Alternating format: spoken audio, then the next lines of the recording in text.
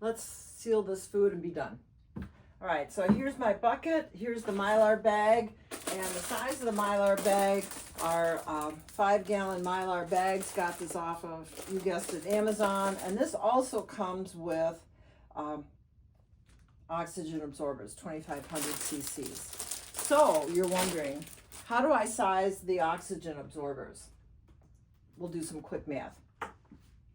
The purpose of the oxygen absorbers is to take the oxygen out of the air, because it's oxygen that causes the food to degrade, not the other 80% of what we breathe, which is mainly nitrogen. So how do you calculate that? The bucket is about 20,000 cubic centimeters. You can look that up online, or you can revisit your 9th or 10th grade geometry. But it's about 20,000 cubic centimeters. But remember, I just said air is only made up of about 20% oxygen. So out of that 20,000 cubic centimeters times 0.2 for your 20% oxygen, you get 4,000 cubic centimeters of oxygen that's in here. But it's full of food, and I'm guessing it's about 80% full. So again, you multiply your 4,000 times 0.2, because that's the percentage that's not full of food, and you get about 800 cubic centimeters. So there's going to be about 800 cubic centimeters of oxygen in here that you need to absorb. Why 2,000 or 2,500 cc's? Because this is a really great place to overkill. This is a really great place to use too many oxygen absorbers. They're pretty inexpensive. I think this is like $20. There's at least 10 or 20 of these 2,000 cubic centimeter ones in here for maybe $20 or $30. They're pretty cheap. You know, you see them every time you open cereals or clothing or things like that. They get used quite a bit. So why not throw in at least one of these 2,000s or two and feel safe? That's what I like to do. It's a cheap insurance. So start packing. See, I've labeled everything. I know it's oatmeal, but the way the matter is, I may not be the one, sadly, who unpacks all this food. So you want to keep it labeled and labeled. The other thing I did after sealing this, pressed out a little bit of oxygen, and I left about an inch or two open. So the O2 absorbers can work a little easier, so they can get to it. And again, I like to split the food up into the smaller 1-gallon bags. It just makes it easier to handle. All right, so I've got the food in there. I pushed it down a bit. Now I want to seal the Mylar bag. Again, I've put oatmeal, 20 pounds, because if you think you've got all these white plastic buckets and they all get open, it'd kind of be nice to look at the Mylar bag and see what's in there. Although I've taped over these, tape can be damaged by water. Keep pushing out the oxygen, the air, keep pushing it out as you're pressing the pressure seal. So, pressure seal is nice and tight. The next step, and the critical one, is to make this totally airproof. So what this is a hair straightening iron that I got at the thrift shop. You could also use an iron, would work just fine. I find this easier. And what I want to do is go back and forth across the top and just melt the mylar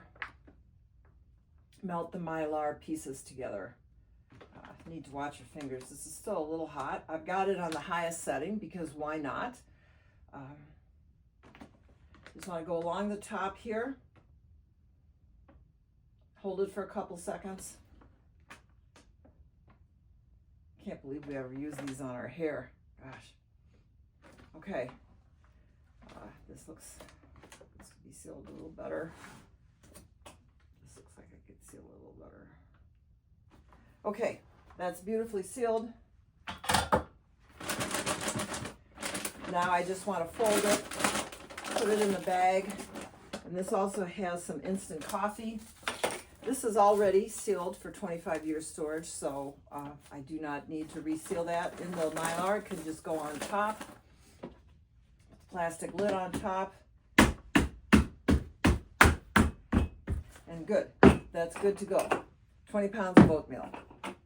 But you are saying to yourself, how do I know those oxygen absorbers are working?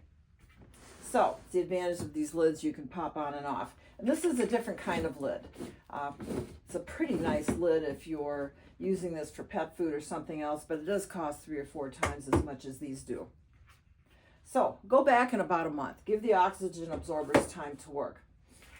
Go back in about a month and check. What's in here should feel pretty rock hard. This feels pretty rock hard. There's going to be a little bit of movement because there's still some nitrogen in there that hasn't been sucked away. But again, the nitrogen is an inert gas. It isn't going to bother your food. So note, some extra plastic bags, always useful.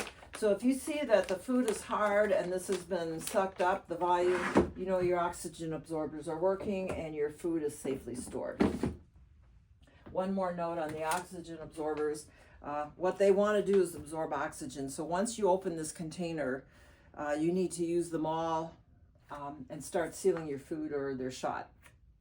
So that's food storage and oxygen absorbers. And just one more thing, because with food, what goes in must come out.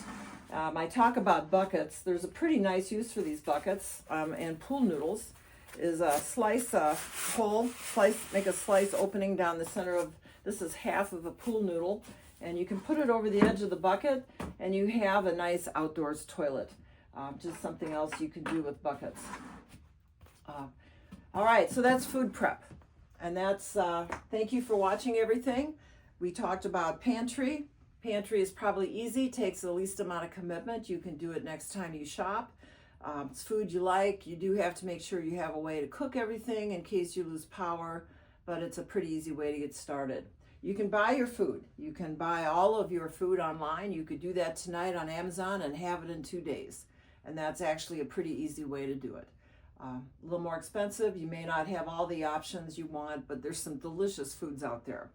Finally, a cheaper option is to prep your own, maybe for about $650. You can cook all of this in a 5 to 7 quart Lodge pan, probably 7 quarts better. So probably minimal cooking equipment needed.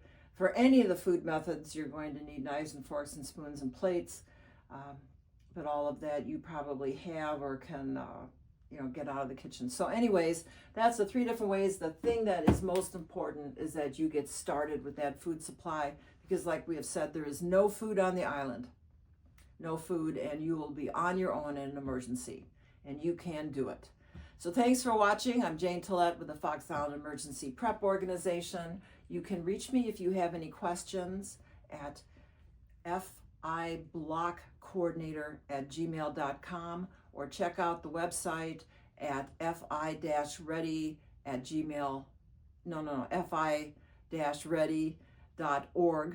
and check out the website, and all this information's on the website. Thanks for watching and take care.